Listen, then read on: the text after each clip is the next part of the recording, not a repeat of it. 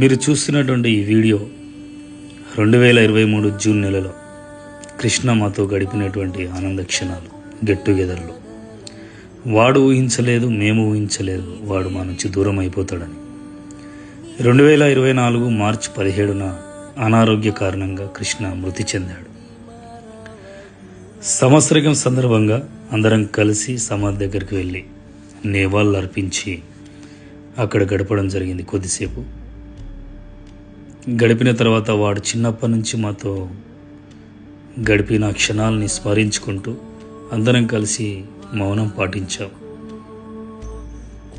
వాడి పేరు మీద ఒక చలివేంద్రాన్ని ఏర్పాటు చేస్తే బాగుంటుందని ఆలోచన చేసి అందరం కలిసి చలివేంద్రాన్ని ఏర్పాటు చేయడం జరిగింది. తనకెంతో ఇష్టమైన తన కూతురు భవ్యశ్రీ తన కొడుకు చేతుల మీదుగా చలివేంద్రాన్ని ప్రారంభించాం. ఈరోజు వాడు మాతో లేని లోటు మేము కలిసినప్పుడల్లా మాకు అర్థమవుతూ ఉంటుంది. జీవితం చాలా చిన్నది, అందరం కలిసి ఉండాలి, హ్యాపీగా ఉండాలి.